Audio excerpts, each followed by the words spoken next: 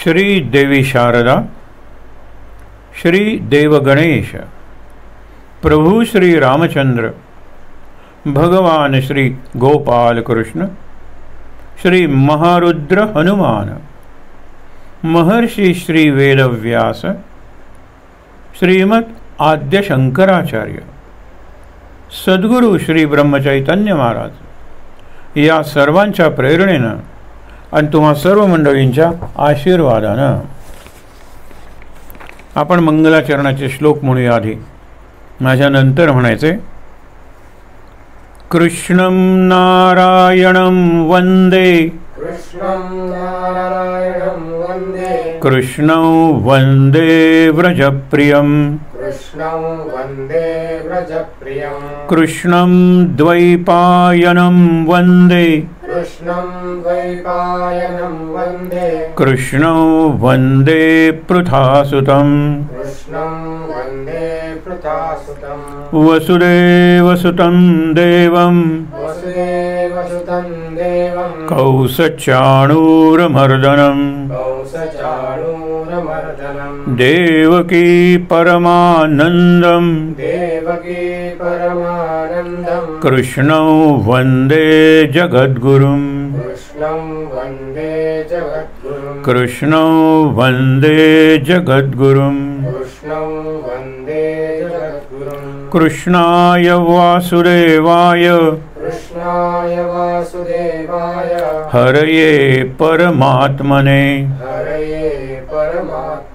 प्रणतक्लेशनाशाय, गोविन्दाय नमो नमः. आकाशात् पतितं तोयं, यथा गच्छति सागरं, सर्वदेव नमस्कारः, केशवं प्रतिगच्छति, नमोऽस्तु ते व्यास विशालबुद्धे, फुल्लारविन्दायतपत्रनेत्र, येन त्वया भारततैलपूर्णः प्रज्वालितो ज्ञानमयः प्रदीपः, नारायणं नमस्कृत्य नरं चैव नरोत्तमं, देवीं सरस्वतीं व्यासं ततो जयमुदीरयेत्, ततो जयमुदीरयेत्. हरये नमः, हरये नमः, हरये नमः.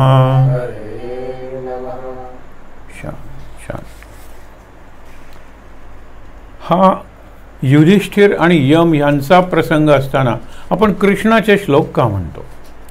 एक तर भागवत महाभारत यांचा नायक तसा कृष्णच आहे. संपूर्ण युद्धाचा नायक कृष्णच आहे. जरी भीष्म असले सगळे असले तरी कृष्णच आहे. आपण म्हणतो की द्वारकेचा राणा पांडवांच्या घरी, हरिमुखे म्हणा, हरिमुखे म्हणा. पांडवच जर हरीचं नाम घेत होते तर हा ज्येष्ठ पांडव आहे ना. आपण कृष्णं वंदे पृथासुतं म्हणजे हे कुणाला लागू पडतं? पृथा म्हणजे कुंती, तिची 3 मुलं युधिष्ठिर, भीम आणि अर्जुन. पृथासुतं म्हणलं की या तिघांनाही लागू पडतं. पांडव म्हणलं तर ह्या सगळ्यांना लागू पडतं, पांडूच्या एका अर्थाने. कौरव म्हणलं की सगळ्यांनाच लागू पडतं, कारण पांडवसुद्धा कौरव आहे. यथा म्हणतो यदा यदा ही धर्मस्य ग्लानिर्भवती भारत. भारत म्हणजे हे भरत वंशात जन्मलेल्या नरश्रेष्ठा.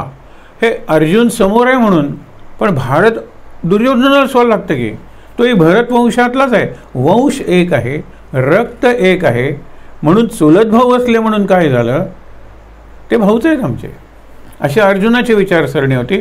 गीता सांगून त्याला युद्धाला सज्ज केलं. त्याच्या आधीचा हा प्रसंग आहे, याच्यानंतर युद्ध झालेलं आहे. म्हणून महाराजांनी उदाहरण दिलेलं आहे की पांडव कृष्णाचे राहिले पण वनवास नाही चुकले. वनवास कुठे चुकला, पण वनवासातही आनंदाने राहिले. कारण का? नामाशी जोडून राहिले, नामाला जोडून राहिले, कृष्णाच्या, विष्णूच्या, हरीच्या नामाला जोडून राहिले. म्हणून वनवासात असले तरी ते आनंदात होते. हे महाराजांनी उदाहरण दिलेलं आहे. तर काल आपण पाहत होतो की 12 वर्ष वनवास संपत आलेला आहे आणि सगळेच पांडव आता जरा सचिंत झालेत, पण युधिष्ठिर जास्त सचिंत झालेला आहे. सचिंत म्हणजे चिंतामग्न. का? की आता अगदी तो शेवटचा दिवस आलेला आहे 12 वर्षांचा. त्याच्यानंतर एक दिवस जरी जास्त झाला तरी त्यांना शकुनी पकडणार आहे. म्हणून तो दिवस संपायच्या आत आपल्याला काहीतरी योजना तयार करायला पाहिजे. कारण पाताळ, आकाश, पृथ्वी सगळीकडे त्यांनी त्याचे हेर पसरवलेले असतील. आपण ज्याला स्पाय नेट म्हणतो, हेरांचं नेटवर्क, हेरांची यंत्रणा, कुठे लपून राहायचं. तर त्याच्यासाठी आपल्या मुलाच्या मनातली ही चिंता यमाच्या लक्षात आली आणि यमानं ही परीक्षा घेतली. यक्ष प्रश्न काल आपण बघितलं. युधिष्ठिराचं चारित्र्य, 3 परीक्षा घेतल्या, 3ही यमाने घेतल्या. त्याच्यातली ही पहिली परीक्षा आहे. नंतर त्या कुत्र्याच्या रूपाने दुसरी परीक्षा आणि नरकातल्या लोकांनी तिसरी परीक्षा. स्वर्गात नरक नाही आहे, पण तो म्हणतो माझ्या अंगावरून जाणारं वारं जर त्यांना आनंद देत असेल, सांत्वन करत असेल, तर मी इथेच राहतो नरकात, मला पुढे स्वर्गात यायचं नाही आहे. ही परीक्षा होती. ते पहिली परीक्षा आहे यमाचं. यम हा यम रूपात नाही आहे, तर यक्ष रूपात आहे. यक्ष रूपात आणखीन एक रूप त्यांनी घेतलेलं आहे सुरुवातीला. तो सगळा प्रसंग आपण आज पाहणार आहोत. हे कुठे येतं तर वन पर्वाचे शेवटचे 4 अध्याय.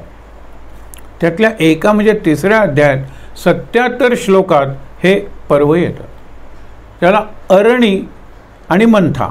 अरणी म्हणजे ते भांड आणि मंथा म्हणजे ते घुसळण्याचं साधन, रवी, चर्नर म्हणतो ते. आणि ते अगदी फिट बसणार असतं आणि ते इतक्या वेगानं फिरवतात की त्यातून स्पार्क बाहेर पडतात किंवा लाकडातून स्पार्क बाहेर पडतात. अरे मग आपण म्हणतो अरण्याला आग लागते, वाईल्ड फायर. ती कशी लागते? झाडाला झाडं घासून. निदान झाडं ओली असतात ती, हे निदान वाळलेलं तरी आहेत. अरणी आणि मंथा. आणि हवीर द्रव्य म्हणजे तूप लागेल, कापूस लागेल, कापसाची वात किंवा तूप लागेल. पेटवायला कापूस गरज नाही आहे. इथे ते काय करायचं, कापूस असतो किंवा गवत असतं वाळलेलं, त्याच्या ठिणग्या निघतात, त्याच्यावर घेतलं की मग फुंकून त्याचा अग्नी तयार करता येतो. आणि हा खरा यज्ञाग्नी आहे. यज्ञाचा अग्नी काड्यापेटीतली काडी, ज्याला मॅचबॉक्समधली मॅच स्टिक म्हणतो, त्याने पेटवायचा नसतो. एक तर ज्या काळात ही यज्ञ संस्कृती होती तेव्हा मॅचस्टिक किंवा मॅचबॉक्स नव्हतीच, पण अग्नी होता. का नाही आहे सध्या? त्याला एक कारण आहे.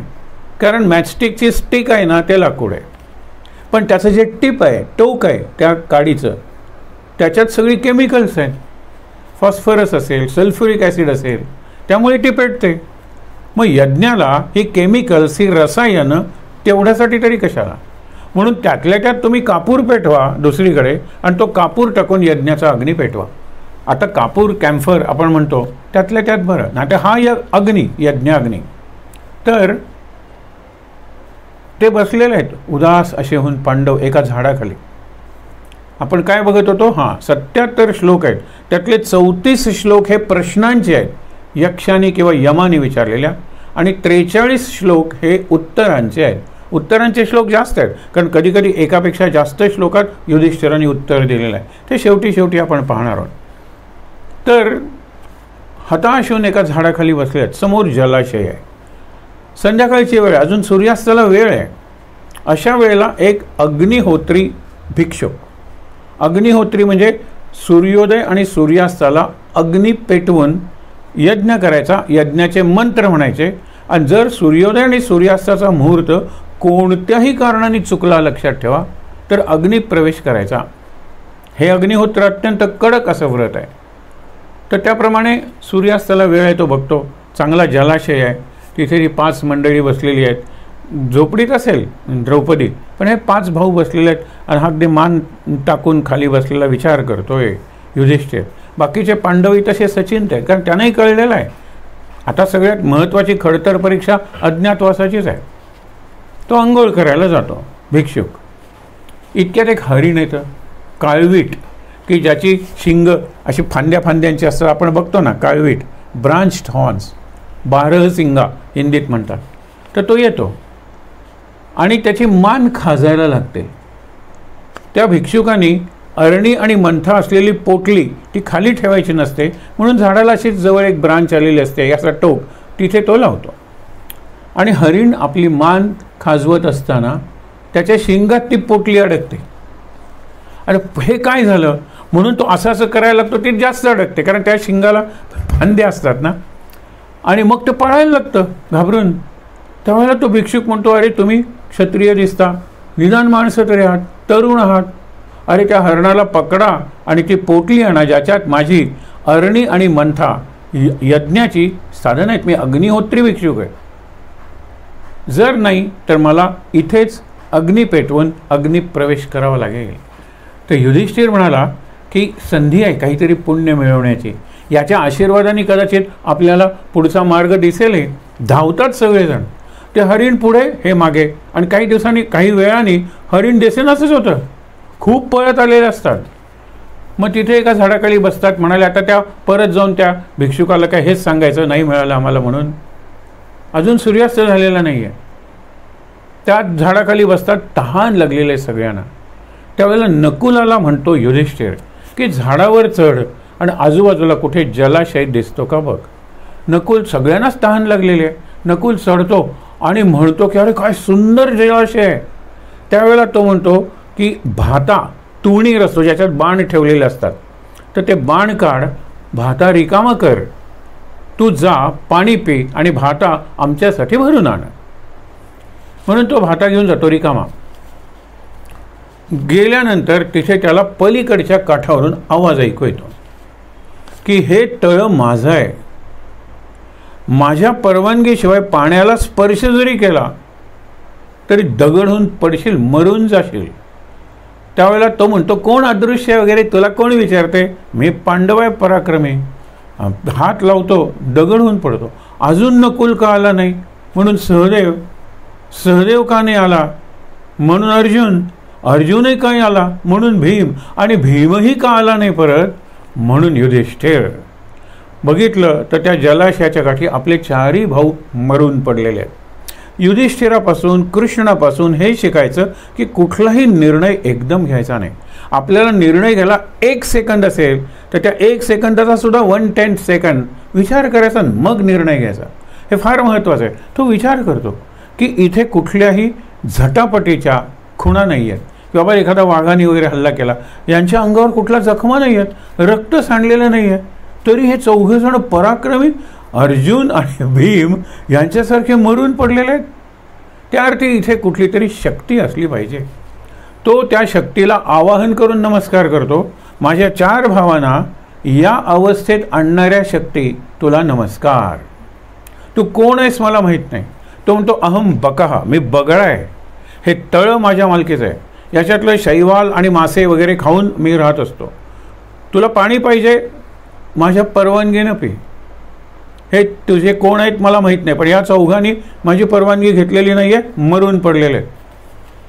तर तो म्हणतो की परवानगी घेण्यासाठी काय केलं पाहिजे, मला परवानगी द्या तुम्ही. नाही, माझ्या प्रश्नांची उत्तरं दिली पाहिजेत. युधिष्ठिर म्हणतो काही हरकत नाही आहे, मी तुमच्या सर्व प्रश्नांची उत्तरं देतो, तुमचं समाधान झालं तरच मी पाणी पिईन. त्यावेळेला तो म्हणतो, आणि युधिष्ठिर म्हणतो स्वतःवरती प्रदक्षिणा घालून म्हणतो तुम्ही कोणत्या दिशेने आहात माहीत नाही, कारण तुमचा आवाज ऐकू येतोय, तुम्ही दिसत नाही आहात, आणि अहम बकः म्हणतात, तुम्ही बगळा तर असणंच शक्य नाही आहे, तुम्ही कोण आहात प्रकट व्हा. मग समोरच्या झाडावर एक विरूपाक्ष यक्ष किन्नर आपण म्हणतो ना, यम म्हणून आलेला नाही आहे, यक्ष म्हणून आलेला आहे. आणि विरूपाक्ष म्हणजे कुरूप वगैरे सगळंच भयंकर असं अजस्र उभा आहे. तो बोलतोय, चांगल्या संस्कृतमध्ये बोलतोय, आणि मग तो माझ्या प्रश्नानं उत्तर दे. त्यावेळेला युधिष्ठिर म्हणतो विचार प्रश्न, आणि मी माझ्या अल्पमतीप्रमाणे तुला उत्तर देईन. तुझं समाधान झालं तर पुढचा प्रश्न विचार. तो म्हणाला काही हरकत नाही. असे 124 प्रश्न त्यांनी जवळजवळ विचारलेले आहेत. आपल्याला 124 प्रश्न जमणार नाही आहेत या उरलेल्या 4 दिवसात. आणि त्या 124 मधले बरेचसे प्रश्न हे त्या काळाशी संबंधित आहेत. आपण नेहमीच बघितलेलं आहे की details change but the principle or the value remains the same. की वडील मंडळींचा आदर करा हे एक मूल्य आहे, ते आजही लागू आहे. पण पूर्वी आदर करताना दंडवत पडत होतात, नंतर साष्टांग नमस्कार घालायला लागलात, नंतर वाकून पदस्पर्श करायला लागलात, नंतर असा नमस्कार करायला लागलात. आज अगदी शेक हँड केलात ना तरीसुद्धा चालतो. मी अशा घरात बघितलेलं आहे. आणि अगदी गमतीनं सांगायचं तर माझी मुलगीसुद्धा जी माझ्यापेक्षा उंच आहे, मी जर एकदम गेलो बाबा परत ये, माझा आशीर्वाद नाही घेतलास, प्रवचनाला निघालायस, आणि मग मी वाकून नमस्कार करायचो, यशस्वी भव. ह्याच्यात केवढं प्रेम होतं, याच्यात केवढा आदर होता. हे असं कसं, हे कसं, असं कसं विचारूच नका. काळाप्रमाणे त्याच्यात तिची फिलिंग काय, प्रवचनाला निघालेलं आहे, सुरक्षित परत आला पाहिजे आणि प्रवचन चांगलं झालं पाहिजे. आणि तिचे आशीर्वाद म्हणजे आपण बघितलं ना, साक्षात शक्तीचे आहेत, बुद्धीचे आहेत. हे विचार करूया आपण.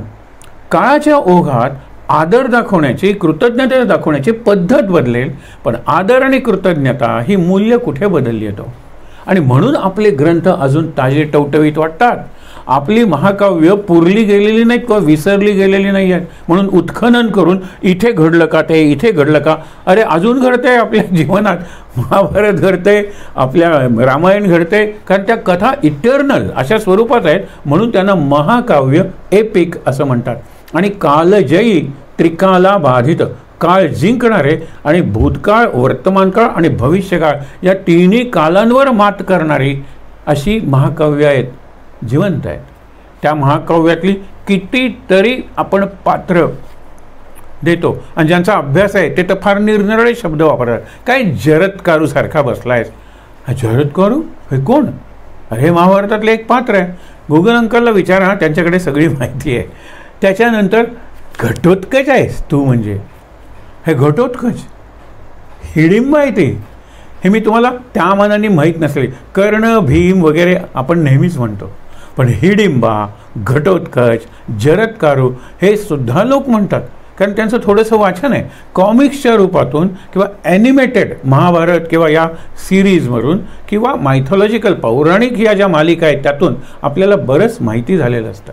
काय असं तसं कुठे प्रत्येक याच्यात महाभारताची प्रत आहे, त्याच्यात काही काही डिटेल्स बदललेले असतात. तत्व बदलत नाही, लक्षात ठेवा. मुख्य जो प्रसंग आहे ना तो बदलत नाही. तर असा हा प्रसंग मग संपलं ना, उत्तरं संपली, मी प्रसन्न झालेलो आहे. आता 4 वर आहेत ना, त्या 4 वरांची गोष्ट पाहूया आणि पहिल्या प्रश्नाकडे वळूया. त्यांनी पहिल्यांदा काय सांगितलं, तुझ्या कोणत्याही, मी तुला प्रसन्न झालेलो आहे, कोणत्याही एका भावाला जिवंत करतो. नकुलाला कर. अरे तुला पुढे जर युद्धाला सामोरं जावं लागलं तर भीम आणि अर्जुन उपयोगी पडतील. स्वतःच्याच रूपावर भाळलेला ही नकुल तुला काय उपयोग, काय पावडर वगैरे लावायचे का, हे करायचे का, मेकअप, काही नाही. नकुल त्यांनी उत्तर दिलेलं आहे, धर्मो रक्षती रक्षिता. कितीही कठीण प्रसंग आला तरी धर्माचा त्याग मी करणार नाही. मला 2 माता, एक कुंती आणि माद्री. माझ्या रूपानं कुंतीचा ज्येष्ठ पुत्र जिवंत आहे, तर माता दुसरी माद्री, तिचाही ज्येष्ठ पुत्र नकुल जिवंत झाला पाहिजे. तो म्हणतो, काय तुझी बुद्धी आहे, मी प्रसन्न झालो आहे, आणखीन एक वर माग. तो म्हणतो, आता कोणत्याही क्षणी सूर्यास्त होईल. तिथे तो जो आहे भिक्षू, तो बिचारा सूर्यास्ताची किंवा अरणी आणि मंथा मी नेऊन देऊ म्हणून वाट पाहत असेल. तुझ्या अंगात जर एवढी शक्ती आहे तर ती अरणी आणि मंथा त्याच्यापर्यंत पोचव.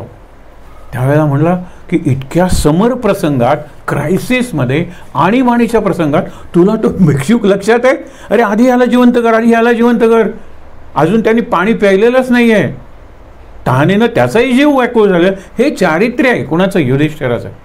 प्रतिस्मृती नावाची एक विद्या आहे जी व्यासाने युधिष्ठिराला दिली आणि व्यासांच्या अनुमतीने युधिष्ठिराने अर्जुनाला दिली. ही प्रतिस्मृती विद्या काय, आपण नेहमी हेच विसरतो. मागे आपण गमतीने बघितली होती एक गोष्ट, आता फक्त 1-2 वाक्यातच बघूया की त्या आजी बसल्यात पार्कमध्ये आणि दुसऱ्या आजी येतात बाबागडी घेऊन, प्रॅम म्हणतात त्याला, घेऊन येतात आणि म्हणतात अरे बाई हे विसरलो मी, काय दूध विसरलेले, समोरच दुकान आहे तिथून दुधाची बाटली दूध मिळू शकेल.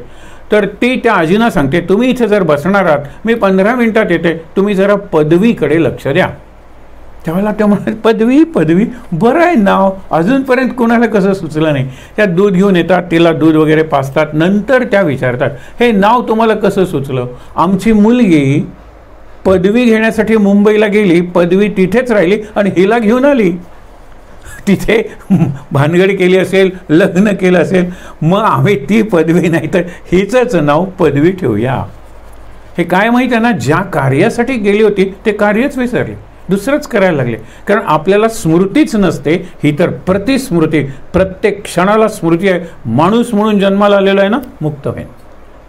मनुष्याचा जन्म आहे ना, आनंदाचा आहे, माणुसकीनं जगेन, लक्षात ठेवा. याची स्मृती आहे का आपल्याला? याला आहे, अर्जुनाला आहे. उर्वशी आल्यानंतर माते आशीर्वाद दे, ती चिडते ना, आपण बघितलं. आणि तिने जो शाप दिला आयुष्यासाठी तो नंतर सौम्य केला 1 वर्षासाठी, आणि ते वर्ष तुला निवडता येईल ते वर्ष आता आलेलं आहे. त्या वर्षाच्या उंबरठ्यावर आपण उभे आहोत. गंमत बघा. तर तो म्हणाला की तेही तुला, अरे ती माझी माया होती, तो भिक्षुकही मीच होतो, ते हरणही मीच होतो, ती पोटलीही मीच होतो, तेव्हा तू त्याचा विचार करू नको. पण ह्याही परिस्थितीत तुला त्याचं आधी स्मरण आहे म्हणून मी तुला आणखीन एक वर देतो.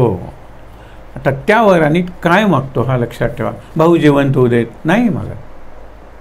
तो म्हणतो की मला हे जे षड्रिपू आहेत, काम क्रोध लोभ, याच्यावर विजय मिळवण्यासाठी मार्गदर्शन करा. खरं म्हणजे ह्याचा विजय आहेच, त्याला ते व्यसन आहे वगैरे असं समजू नका देऊ. त्याचं निरनिराळ्या शपथाने तो बांधला गेलेला आहे. युधिष्ठिराचं मी समर्थन करत नाही आहे, पण युधिष्ठिराला आपण अगदीच अंडर रेट करतो, अंडर एस्टिमेट करतो. हे कसला तो, तसा नाही आहे तो. तर तो म्हणतो षड्रिपू.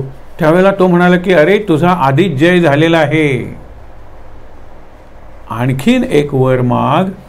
त्यावेळेला तो सांगतो की सगळी माणसं धर्मानं वागून, तो म्हणाला ही तर फलश्रुती आहे याची, तुला आणखीन जर काही नको असेल तर मी आपणहून तुला सांगतो तुझे 4ही बंधू जिवंत होऊ देत.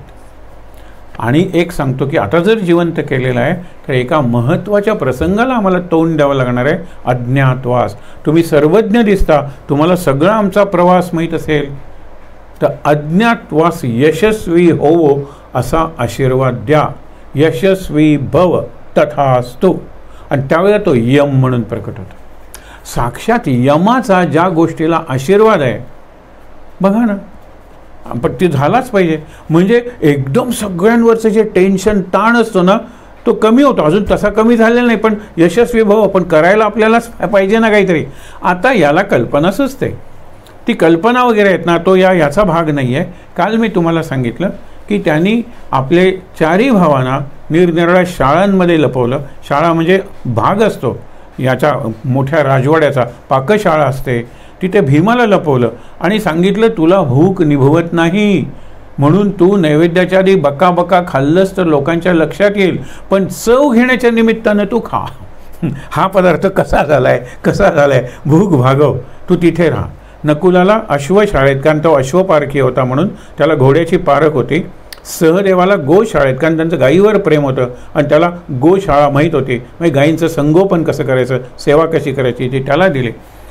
हिला लपवलं अंतःपुरात. सुदेशणा ही विराट राजाची पत्नी, उत्तरा ही त्यांची मुलगी. आणि तिथे आत असताना कोण जाणार आहे तिथे तुझा. आणि करत काय होती, सैरंद्री म्हणून पहिला ब्युटी पार्लर इथे द्रौपदीने काढला त्या अंतःपुरात. साज शृंगार मध्ये कधीतरी प्रसंगाने वर्णन आलं तर आपल्याला कळेल की ते भुवया रंगवत होते, ते इथला भाग रंगवत होते, पापण्या रंगवत होते, पापण्यांचे केस रंगवत होते, डोळे तर रंगवत होतेच. याला तुम्ही eye do, eyelash do, eyelid do, म्हणजे जसं हेअर डू असतो ना तसं काही म्हणा, हे सगळे लड्डू आहेत. हे त्यावेळेलाही होते. ज्यावेळेला पिंगलेनी केलेलं आहे साजशृंगार वर्णन असतं, ज्यावेळेला उर्वशीने केलेलं आहे वर्णन आहे. कारण सगळं हर्बल, त्यावेळेला केमिकल नव्हतं, म्हणजे डोळे झाकून हर्बल असा तो सगळा होता. ते तू कर. हिला काम मिळालं. तिला अर्जुनाला कुठे लपवायचं? नृत्य शाळेत. अर्जुनाला नृत्य करता येतो. त्याला सांगितलं होतं की जो शाप मिळाला आपल्याला तो घ्या, आता वर्षभर बृहन्नडा म्हणून राहा, अर्धा पुरुष अर्धा स्त्री.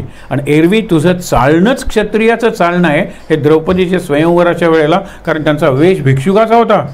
तो ज्या वेळेला धनुष्य त्या पण जिंकायला उठला त्यावेळेला द्रौपदीने त्याला थांबवलं. मी क्षत्रियाशी लग्न करणार आहे, तू भिक्षुक म्हणजे ब्राह्मण दिसतोय. त्यावेळेला कृष्ण पहिल्यांदा तिथे होतो आणि तो द्रौपदीला खून करतो आणि सांगतो मारू दे त्याला. आणि नंतर अशी एके ठिकाणी वर्णन आहे की त्याच्या ह्या 2 भागाकडे बघ, डाव्या हाताच्या, बाण मारून मारून मारून लक्षावरी बाण मारलेला आहे आणि हा भाग लाकडासारखा टणक झालेला दिसतो. त्याची चाल बघ, त्याची छाती बघ, हे सगळं तो खुणाने नेत्रपल्लवी करून सांगतो द्रौपदीला. आणि मग हरकत नाही. म्हणजे अर्जुनाचं चालणंच क्षत्रियाचं आहे. अर्जुनाचं एकंदर वागणं पूर्णपणे वीराचं किंवा शूराचं आहे. लपवणार कुठे त्याला? पण तो नृत्यशाळेत लपून राहू शकतो. आता अर्जुनाचं चालणं लचकत मुरडत चाले. आपण म्हणतो ना की वारी याने कुंडल हाले, डोळे मोडीत राधा चाले. तर तसे हे चालत होते. कोण? आमचे बृहन्नडा म्हणजे अर्जुन. आणि या सगळ्यांवर लक्ष ठेवण्यासाठी कल्पना करा, हा आत्मविश्वास म्हणजे युधिष्ठिर आहे. तो म्हणाला मी राजसभेत राहणार आहे, माझं नाव कंक. आणि युधिष्ठिराला मी सल्ला देत होतो कारण आम्ही सगळेजण पांडवांच्या नोकरीत होतो. तो नकुल होता, तो घोड्यांचंच बघत होता, तो हा तेच बघत होता. हा बल्लव भीम, बल्लवाचार्य नाव दिलं बल्लव, तो पाकशाळेचंच बघत होता. ही सैरंद्री म्हणजे दासी, ती सगळी अंतःपुरात सगळ्यांची साज शृंगार करत होती आणि मी त्याला सल्लाही देत होतो आणि त्याच्याबरोबर द्यूत खेळत होतो. मग विराट म्हणला की बरं युधिष्ठिराबरोबर द्यूत खेळत होता म्हणजे मला चांगला तो द्यूताचा शिक्षक भेटलास, चल आपण द्यूत खेळत राहू. याचं लक्ष त्या 4ही भावंडांच्या हालचालीवर आणि सैरंद्री द्रौपदीवर कुणी काही लक्षात येत. वर्षभर काय मनावर दडपण आहे लक्षात ठेवा, पण मी माझ्या हातून चूक होणारच नाही हा त्याचा आत्मविश्वास होता. अशा प्रकाराने फलश्रुती सांगितली. अज्ञातवासासाठी वरदान मिळवलं यमाकडून, स्वतःचे 4ही भाऊ जिवंत केले. आपलं जे व्रत आहे प्रतिस्मृतीचं की त्याप्रमाणे त्या ब्राह्मणाची अरणी मंथा, पण ते म्हणाले काही नाही, तर माझीच माया होती आणि नकुलाला जिवंत कर. या सगळ्या ह्याच्यात युधिष्ठिराचा धर्मो रक्षति रक्षिता हे चारित्र्य दिसतं. पण त्याचं वाचन, त्याचं मनन, त्याचं चिंतन, त्याचं निरीक्षण, या सगळ्याचा परिचय आता आपल्याला या प्रश्नोत्तरातून होणार आहे. पहिल्यांदा गमतीदार प्रश्न विचारतात आणि शेवटी रॅपिड फायर. आजही तोच क्रम आहे लक्षात ठेवा. पण इथे शेवटी रॅपिड फायर नाही, कारण हा पोरकटपणा नाही आहे. रॅपिड फायर म्हणजे उलट पुढे पुढे फार गंभीर प्रश्न होत जातात. आपण शेवटच्या दिवशी जे 5-6 प्रश्न पाहू, आज मानवजातीसमोर हेच प्रश्न आहेत आणि आपण शिकत नाही. आपल्या कुटुंबाचे प्रश्न आहेत, आपल्या परिसराचे प्रश्न आहेत, आपल्या शेजाराचे प्रश्न आहेत, आपल्या प्रश्न आहेत आपल्या जीवनात. इतकंच काय, आपल्या तनात आणि मनात हे प्रश्न आहेत. फार महत्त्वाचं आहे. पहिले काही गमतीदार प्रश्न बघा. कोडी घालतात ना आपण, हुमाणे म्हणतो ते रिडल्स, तसे रिडल्स आहेत. उत्पन्न होऊनही जो हालचाल करत नाही तो कोण? हालचालला चेष्टा हा शब्द आहे, पण आपण चेष्टा म्हणली की आपल्याला निराळी वाटतात. चेष्टा म्हणजे प्रयत्न हिंदीत सुद्धा. म्हणजे तो उत्पन्न झालेला आहे, जन्मलेला आहे, पण हालचाल करत नाही, जिवंत आहे, असा कोण? तर तो म्हणतो अंड. अंड घातलं कोंबडीने की घातलं तिथेच असतं ना. आज जीव आहे, तो जीव वाढतोय, तो कधी कधी चोचीनं अंड फोडतो किंवा कोंबडी, पण तो वाढतोय ना. आणि एकदा बाहेर आल्यानंतर ते लहान मूल चूज जे म्हणतात त्यांना, ती पिल्लं किती छान पळत राहतात आपल्याला माहीत आहे. पण जन्मल्याबरोबर जिवंत आहे, वाढतोय, पण हलत नाही आहे, अंड. त्याला द्विज हा शब्द आहे. थोडंसं चिंतन करूया. द्विज म्हणजे ट्वाइस बॉर्न, दोनदा जन्मलेला. एक जन्म अंड्याचा आणि दुसरा कोंबडीचा. सगळे पक्षिणी वगैरे अंडी घालतात. अंड्यातून हा पहिला जन्म अंड आणि त्यातून बाहेर आल्यानंतर फुल फ्लेज्ड ॲडल्ट, आपण म्हणतो की पूर्ण विकसित असा तो प्राणी किंवा पक्षी येतो. अंड, द्विज. द्विज आपण आणखीन एकाने गमतीनं वापरतात शब्द, दाताना. पहिले दात दुधाचे ते पडतात आणि दुसरे दात येतात. दुसऱ्यांदा एका दातांचा जन्म झाला गमतीनं. केस तसे गळल्यानंतर पुन्हा येत नाहीत, पण दात येतात. द्विज. आणि द्विज कोणाला म्हणतात? ज्या वेळेला मुंज होते आणि तो बटू शिक्षणासाठी जातो, शिक्षणातून त्याचा पुनर्जन्म होतो. तोपर्यंत आपण म्हणतोच की जन्मना जायते शूद्रः, सगळेजण शूद्र असतात. संस्कारात द्विज उच्यते, पण प्रत्येकाला संस्कारांचा अधिकार आहे. आणि हे संस्कार म्हणजे हे 16 संस्कार समजू नका, ते धार्मिक आहे. आध्यात्मिक किंवा शैक्षणिक किंवा सांस्कृतिक संस्कार बघा बरं, ह्या ज्या सगळ्यांना आपण व्हॅल्यूज म्हणतो आणि व्हॅल्यू एज्युकेशन शब्द वापरतो, ते संस्कारांचं शिक्षण आहे. आपण म्हणतो त्याग, सेवा, प्रेम, सहकार्य, सहअनुभूती, हे जे सगळे आहेत ना, ह्या सगळ्यांना संस्कार म्हणलेलं आहे. हे संस्कार सध्या शिक्षणातून घडत नाहीत आणि दुर्दैवानं हे संस्कार घडीसुद्धा घडत नाहीत. कारण या संस्काराने सुसंस्कृत झालेली पिढी आता निवृत्त झालेली आहे, ज्यांचं कोणी ऐकत नाही घरात.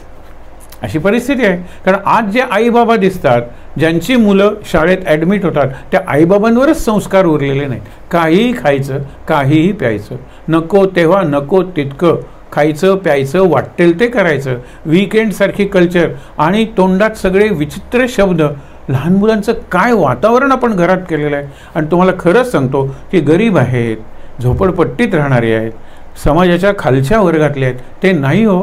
हे आत्ता जीवन सांगितलं ना, पूर्णपणे संस्कार शून्य, संस्कारहीन असं जीवन हे तथाकथित सो कॉल्ड वरच्या वर्गातले शिकलेले, पैशाच्या दृष्टीने जास्त चांगले असे आहेत. 1 पगार त्यातल्या त्यात बरं कुटुंब, 2 पगार आहा कुटुंब बिघडायलाच लागलं. आणि दोघेही जर ITत लाख पगार, सत्यानाश. वर्षभर लग्न टिकत नाही आणि नंतर लग्न करायचंच कशाला? Live in relationship.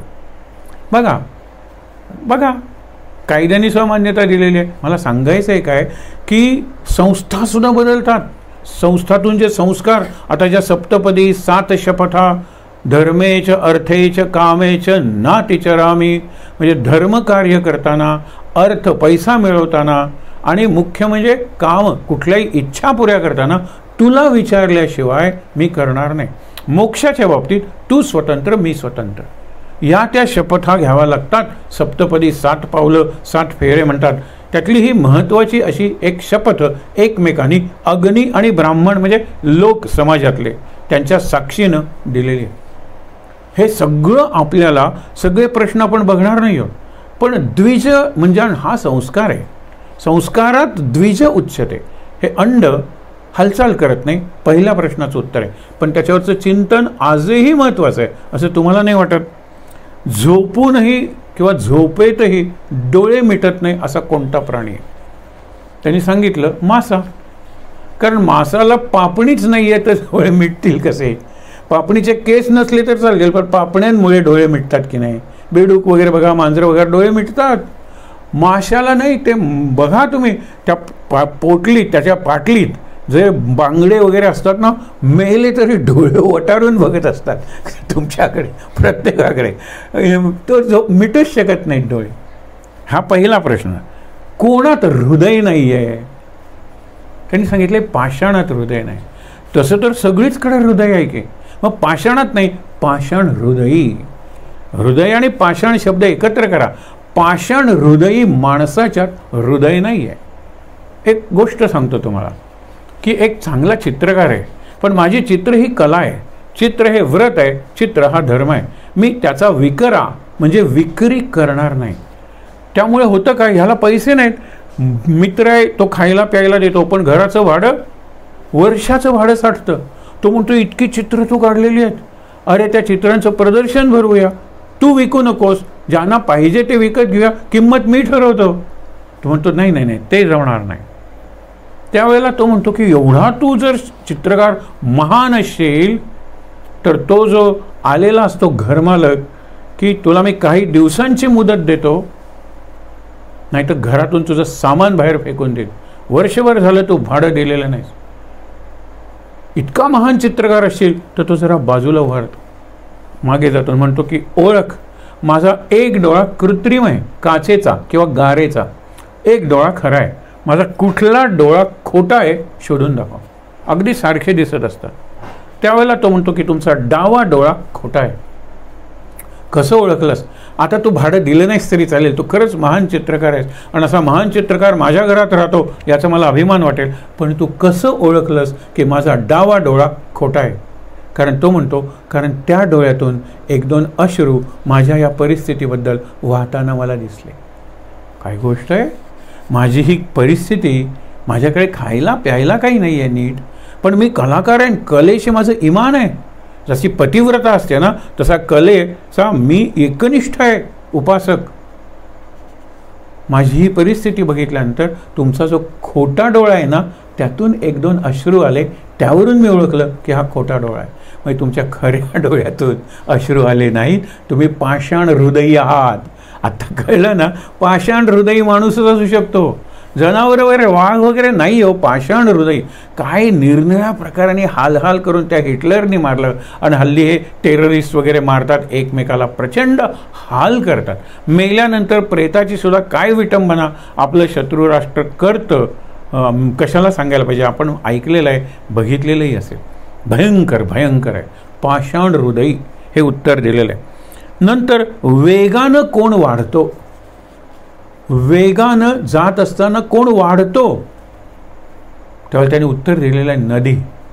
आणि खुश झालेला यक्ष. बरोबर आहे, नदी जसजशी वेगात धावत येते तिला सागरगामिनी आणि संगमोत्सुक, काय सुंदर शब्द आहेत, सागराकडे जाणारी आणि संगम म्हणजे सागर आणि ती तर मिलन आहे ना, तिची एवढी उत्कटता की आणखीन वेगाने वाढते, आणखीन वेग वाढतो, आणखीन वेग वाढतो. बाकीच्या नद्याहून मिसळतात, तिचं पात्र मोठं, आणखीन वेग वाढतो.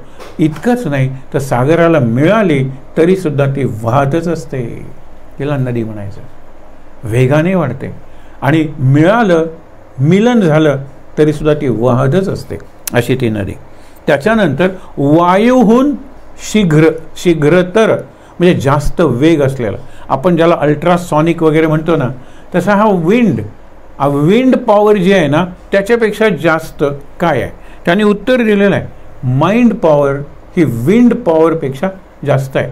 मनोजवम मारुत तुल्य वेगम, की तू मरुताचा पुत्र आहेस म्हणून मरुत म्हणजे वाऱ्याचा वेग तुला जन्मता मिळालेला आहे, पण आमच्या मनाचा जो वेग आहे ना हनुमंता, तेवढा तुझा वेग आहे. इतकंच नाही तर तू बुद्धिमताम वरिष्ठम असल्यामुळे बुद्धीचा जो वेग आहे त्याची तू देवता आहेस, त्याचा तू स्वामी आहेस.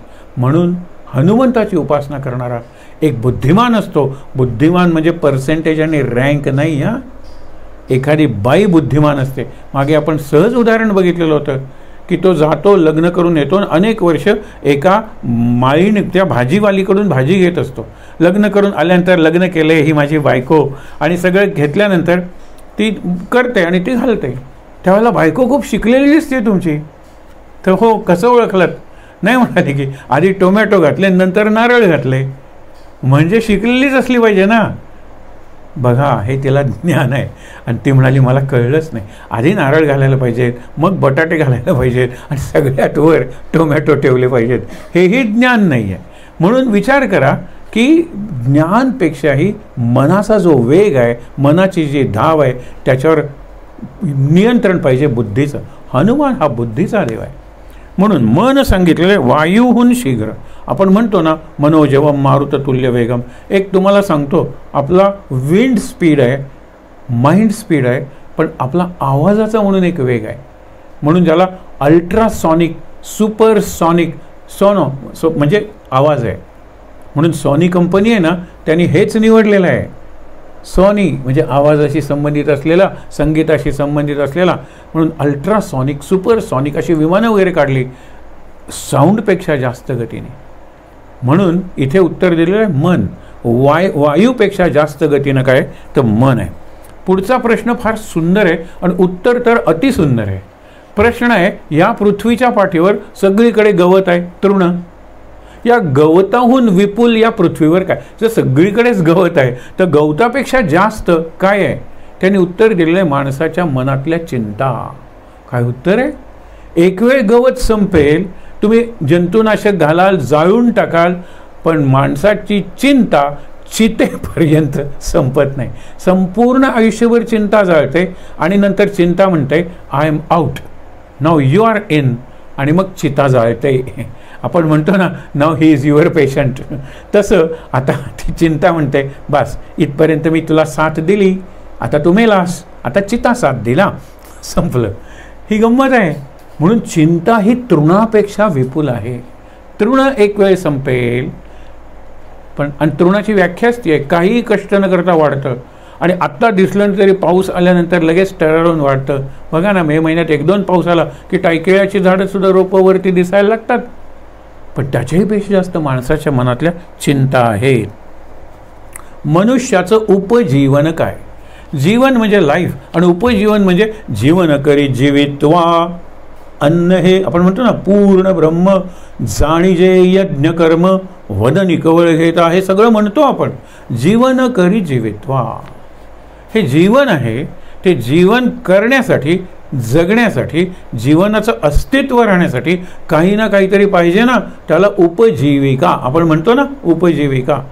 म्हणून आणि ग्रंथोपजीविये विशेषी लोकी ये दृष्टादृष्ट विजय.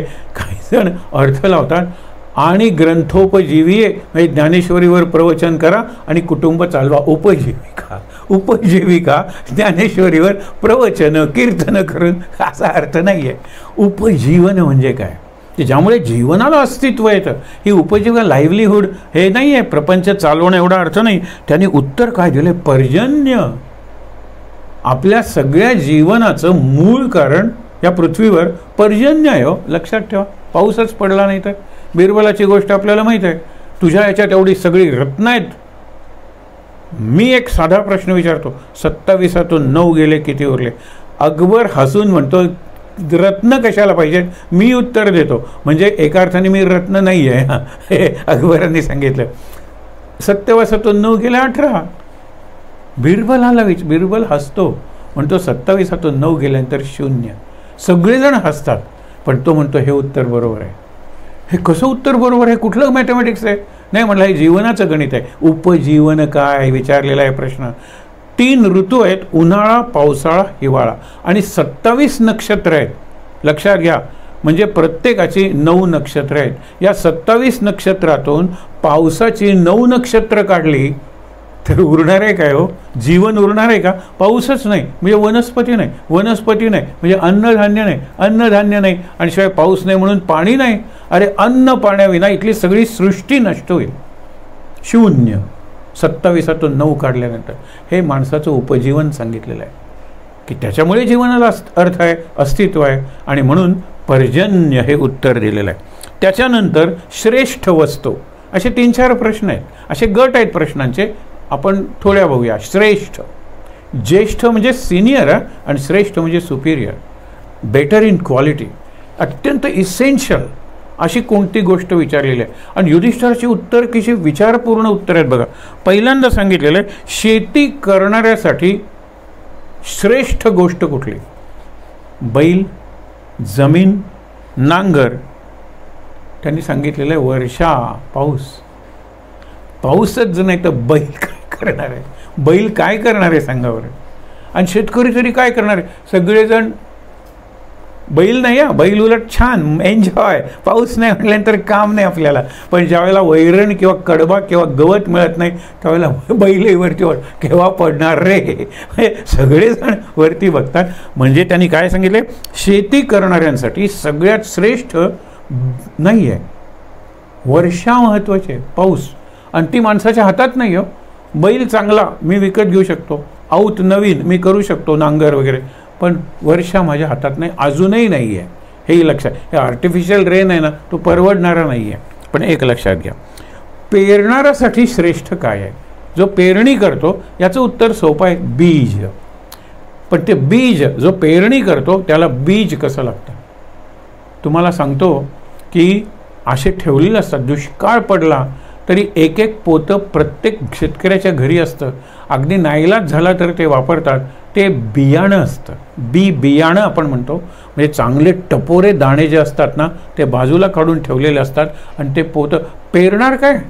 पाऊस पडल्यानंतर. म्हणून जीवा प्राणांनी ते पोतं मात्र वापरत नाहीत.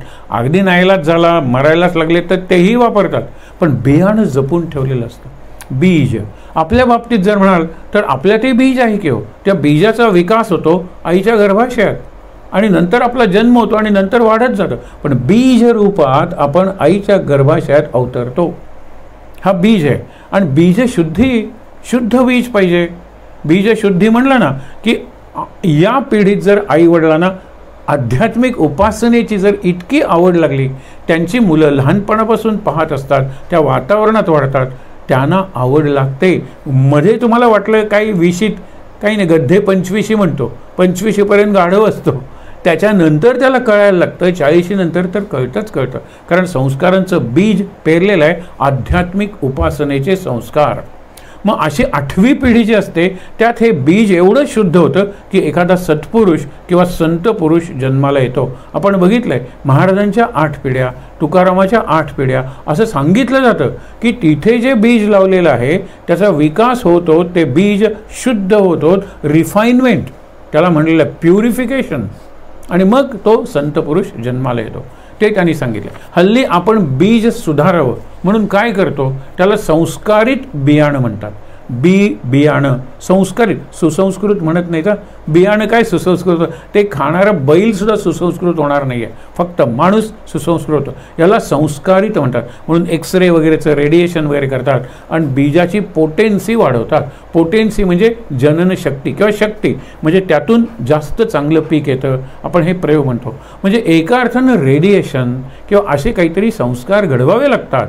आपली बीज म्हणजे आपली मुलं आहेत. बीज शाळेचं बीज विद्यार्थी आहे. लक्षात ठेवा, कुटुंबाचं बीज हे मूल आहे. आपणही कधी कधी मूल होतो, म्हणजे बीज आहोतच ना. त्या बीजाचे आपण आता वृक्ष झालेलो आहोत. कोण विषवृक्ष झालेले आहेत, कोण अमृताचे वृक्ष झालेले आहेत, हे विचार करूया. मुद्दा काय आहे की शेती करणाऱ्यासाठी श्रेष्ठ वस्तू कुठली आहे तर वर्षा म्हणजे पाऊस. वर्षा मुद्दामून वरती पर्जन्य म्हणलेलं आहे आणि इकडे वर्षा म्हणलेलं आहे. दोन्हीचा अर्थ पाऊसच आहे. पण वर्षा म्हणजे वर्षाव, वृष्टी, आणि ज्या प्रदेशावर होतो त्याला वर्ष म्हणतात. आपलं एक नाव आहे आपल्या देशाचं, भारतवर्ष. वर्ष म्हणजे वर्षाव. नवीन वर्ष सुरू होतं, हा शब्द वर्षावावरून आलेला आहे. वर्षा आहे म्हणून त्या नवीन वर्षाला अर्थ आहे. नवीन वर्ष काही वर्षा ऋतूत सुरू होणार नसेल, परंतु वर्षा ऋतू आहे, वर्षा कोसळली म्हणून हा पहिला 1 जानेवारी किंवा गुढीपाडवा वगैरे आपण साजरा करतो. विचार करा. म्हणून पेरणाऱ्यांसाठी श्रेष्ठ काय आहे तर बीज श्रेष्ठ आहे. त्याच्यानंतर प्रतिष्ठित धनी लोकांसाठी त्या काळातला प्रश्न आहे की काय श्रेष्ठ आहे, तर त्यांनी गाय सांगितलेलं आहे. कारण त्यावेळेला गोधन, ज्या वेळेला मुली लग्न ठरवत आहेत, तुमच्याकडे किती गोधन आहे, असं पशु वगैरे म्हणत नाहीत, बैल वगैरे त्याच्यात आलं, आमच्याकडे 2000 आहेत, आमच्याकडे 3000 आहेत, त्यावरून तुमचं धनी किती आहात, धनवान किती आहात. गोधन हे मूळ धन होतं. म्हणून धनी लोकांना श्रेष्ठ काय तर गाय सांगितलेली आहे. त्यांच्याकडचे दाणे, सोनं नाणं, अलंकार हे नाही सांगितलं. गाय, गोमाता, तिच्यामुळे सगळी समृद्धी आहे. शेतकऱ्याची बघा ना, आज जरा ते चक्र तुटल्यासारखं वाटतं, पण अजूनही खऱ्या अर्थाने गाय, गोवंश म्हणजे बैल. आणि म्हणून आपण दिवाळी द्वादशीपासून सुरू करतो. तो दिवस आता जवळ आलेला आहे, त्याला गोवत्स द्वादशी आपण म्हणतो, किंवा वसु बारस. वसु म्हणजे तो वत्स, वत्स म्हणजे बाळ, आणि त्याची बारशी, आणि तिथून ते यमद्वितीया किंवा भाऊबीज तिथपर्यंत 6 दिवसाची दिवाळी असते. ठीक आहे. पुढे प्रसवणाऱ्यासाठी श्रेष्ठ काय. प्रसवणार ही पूर्वीपासून आपल्या कल्पना चालत आलेल्या आहेत, आणि त्याला आता स्त्रियांनी इतकं मुहतोड जबाब दिलेला आहे की पुरुषांकडे पाशवी शक्ती म्हणजे ब्रुटल पॉवर अँड डेमॉनिक ॲक्ट्स म्हणजे राक्षसी कृत्य करण्याखेरीज पुरुषांकडे काही राहिलेलं नाही आहे जे स्त्रिया करू शकत नाहीत. स्त्रिया कितीदा तरी हिमालय करून गेलेल्या आहेत. स्त्रिया याच्या आता पुढची स्त्री मानव गेला तर त्याच्यात स्त्रीसुद्धा चंद्रावर वगैरे झाली. स्त्री वैज्ञानिका झालेल्या आहेत, आणि जगातल्या सगळ्या युनिव्हर्सिटीपर्यंतच्या परीक्षात स्त्रिया त्यांच्या अंगभूत गुणामुळे पुढे आलेल्या आहेत. आपण बघितलं ना, अरे खोप्यामध्ये खोपा सुगरणीचा चांगला, ती स्त्री आहे, आणि हा गण्या गंप्या, तिचा नर, तो गण्या आहे आणि गंप्या आहे. हे त्याला काही अक्कल नाही आहे. आपल्याला अक्कल नाही असं नाही आहे, पण असे काही अंगभूत गुण आहेत स्त्रीच्यात. आणि असं म्हणलं जातं की स्त्री आहे ना, ती पुरुषापेक्षा जरा जास्त इव्हॉल्व झालेली आहे. आधी ॲडम झाला आहे आणि नंतर ईव्ह झालेली आहे. याच्यात अर्थ आधी आणि नंतरमध्ये काही विशेष फरक नाही. पण एक तुम्हाला सांगतो की युरिनोजेनायटल सिस्टम म्हणजे मूत्र पास करायची आणि जनन संस्था पुरुषाच्यात एकच आहेत, स्त्रियांच्यात 2 आहेत. मूत्र एक आहे आणि जनन जिथून मूल जन्मतं ते 2 आहेत. त्या 2 संस्था पुरुषांच्या अंगावर अजूनही केस आहेत. काही जणांच्या अंगावर तर गोरिला वगैरेची आठवण करून देणारे छातीवर वगैरे एवढे केस असतात. स्त्रियांच्या अंगावर कमी केस आहेत. म्हणजे माकडांपासून जर मानव झालेला आहे तर कमी केस असणं हे जास्त चांगलं लक्षण आहे. मासिक शुद्धी होते त्यांची, हॉर्मोनल आपण ज्याला म्हणतो ना, आपण त्याला अशुद्ध ठरवलं आहे. तिला विश्रांती मिळावी, तिला त्रास व्हावा म्हणूनही हे केलेलं असेल की 4 दिवस तू बाजूला बस. पण महाराजांनी सांगितलेलं अरे ते शुद्धीकरण आहे. काय म्हणतात, तिचं शरीरही शुद्ध होत असतं त्या काळात, मन तर शुद्ध असतं. घे तू जप कर. त्या बाईने प्रश्न विचारलाय ना की आमच्या विटाळाच्या काळात नाम घ्यायचं का? अरे अवश्य घे. नाही, माळेशिवाय घेता येत नाही. तू 4 दिवस गोठ्यात राहतेस ना बाहेर, तिथे एक माळ ठेव आणि ती फक्त या 4 दिवसांसाठीच वापर. शेवटी ती धुवून तिथेच ठेव. महाराजांनी स्पष्ट उत्तरं दिली. तो आपली सगळेच चुकीचे आहे म्हणून धार्मिक विचार वाईट नाही आहे, पण त्याचा आचार काही लोकांनी स्वार्थासाठी जो केला तिथे आपला धर्म बदनाम झाला. वरच्या पातळीवर धर्म आणि अध्यात्म एकच आहे, फरक नाही आहे. पण जशी खालची पातळी उतरत येतो आणि व्यवहार होतात, मग धार्मिक व्यवहार आचार तेही त्याचे मंत्र चांगले आहेत. पण मंत्राकडे कुणाचं लक्ष आहे? शुद्ध मंत्र, त्याचे उच्चार, त्याचं मनन, त्याचा अर्थ सांगणं हे नाही आहे. ज्ञानप्रबोधिनी म्हणून पुण्याला संस्था आहे, त्यांनी ह्या 16 विधी किंवा त्यातले बहुतेक 16 विधी पुस्तिका काढलेल्या आहेत आणि ते विधी करतात. ते विवाह विधी करतात त्यावेळेला इलेक्ट्रॉनिकली आपण जो बघतो ना की असे पट्ट्यांवरून अक्षर जात असतात. जो मंत्र म्हणलेला असतो ते महत्त्वाचेच मंत्र घेतलेत, सगळे घेतलेले नाही आहेत.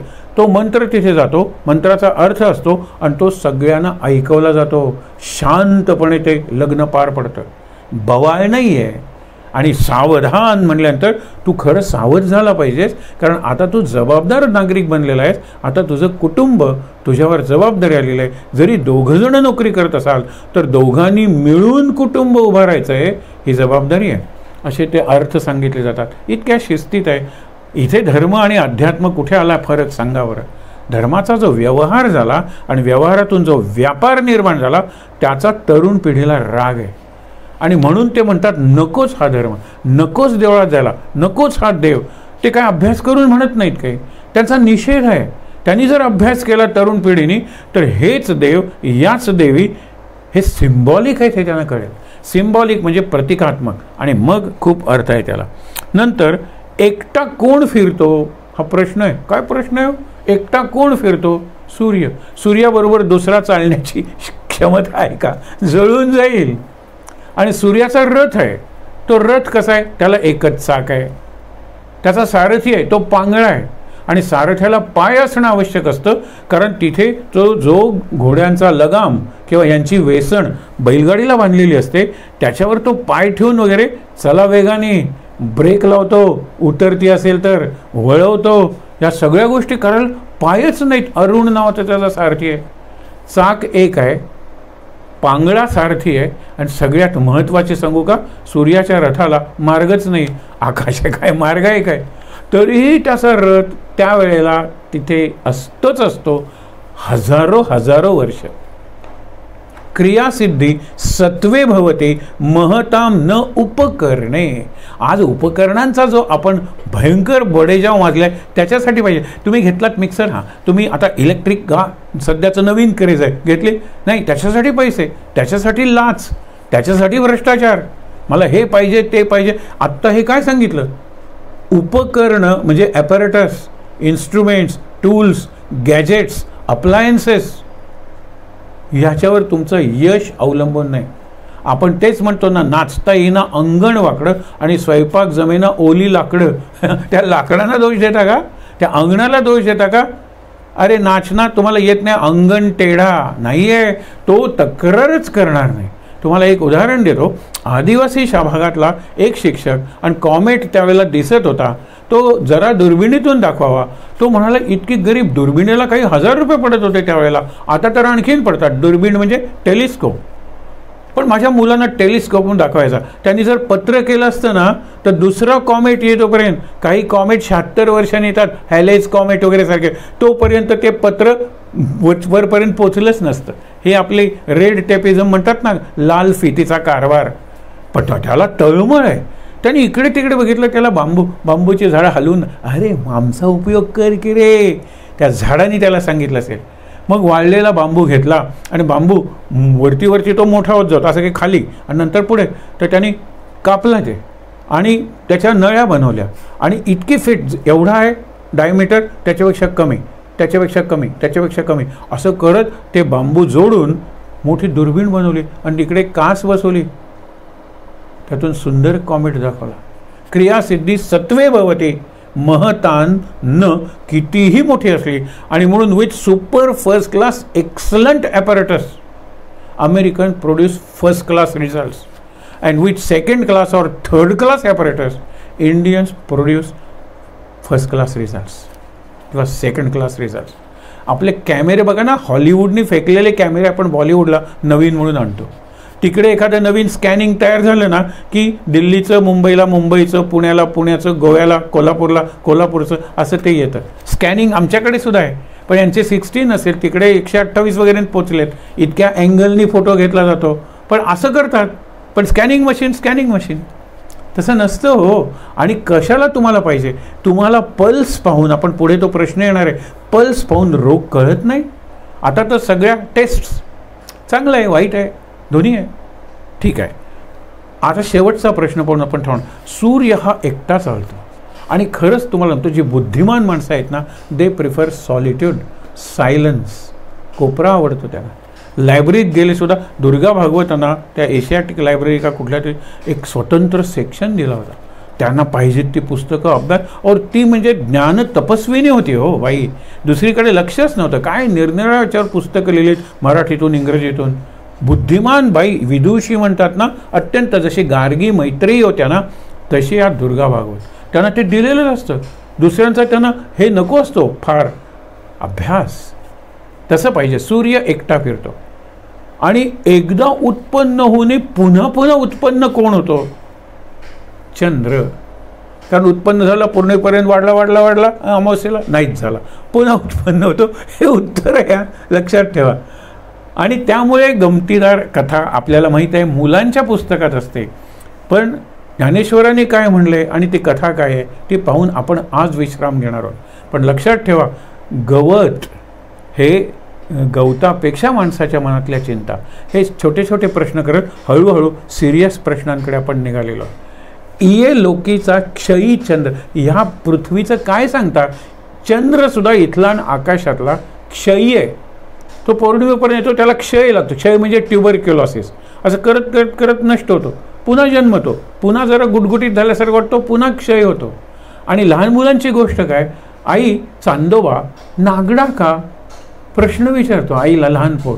कारण सूर्य तेवढा दिसत नाही ना, आणि रात्र हे जो सूर्य रंगीत दिसतो सकाळचा उगवणारा, मग त्याला काय वाटतं की हा रंगीत आहे, म्हणजे यांनी कपडे घातलेले आहेत, उगवत्यान मावळत्यान, तो सूर्य बघताच येत नाही. पण चांदोबा नागडा का?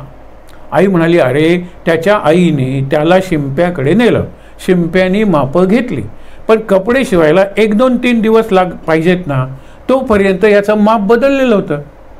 शुक्ल पक्षात कपडे घट्ट होतात याला आणि वद्य पक्षात कपडे लूज होतात, मग त्याच्या मापाचे कपडे त्याला मिळत नाहीत, म्हणून तो नागडा आहे. यातली गंमत बघा, हेच उत्तर दिलेलं आहे त्यांनी की तो उत्पन्न होतो, नष्ट होतो, उत्पन्न होऊन पुन्हा पुन्हा उत्पन्न होतो, तो चंद्र आहे. आपण शिकूया, आहेत त्या ठिकाणी ताठ बसूया, डोळे मिटूया आणि थोडंसं चिंतन करूया.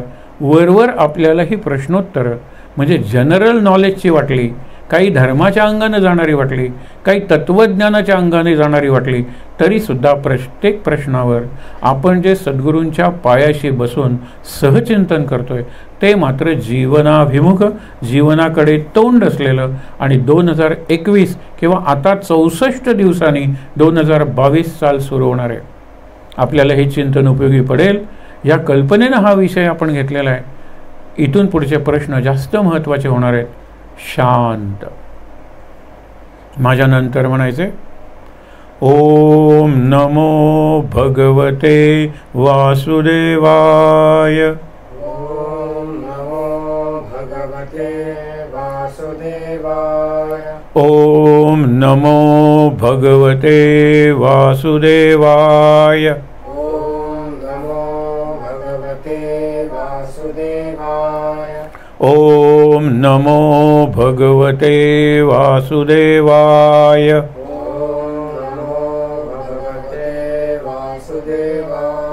ओम नमो भगवते वासुदेवाय। ओम नमो भगवते वासुदेवाय। ओम नमो भगवते वासुदेवाय। ओम नमो भगवते वासुदेवाय। ओम नमो भगवते वासुदेवाय।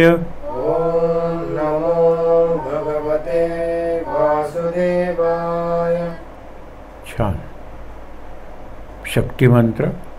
सर्वमंगलमांगल्ये शिवे सर्वार्थसाधिके शरण्ये त्र्यंबके गौरी नारायणी नमोस्तुते. जय नारायणी नमोस्तुते. शांतिपाठ.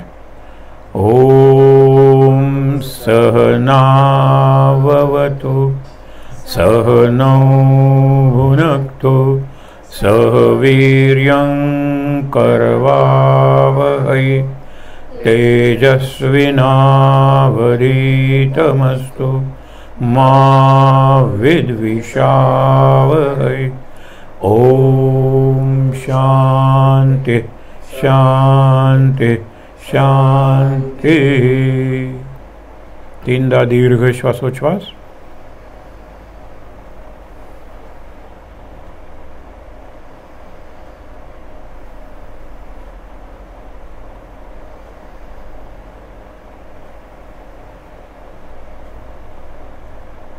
हातावर हात सोडून चेहऱ्यावर आणि डोळ्यांवर सोडायचे.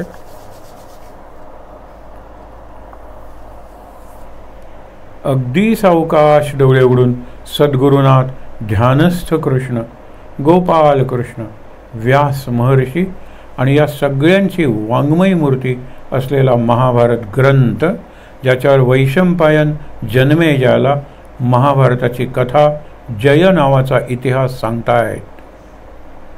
शांत आनंद. महाराज महाराज महाराज.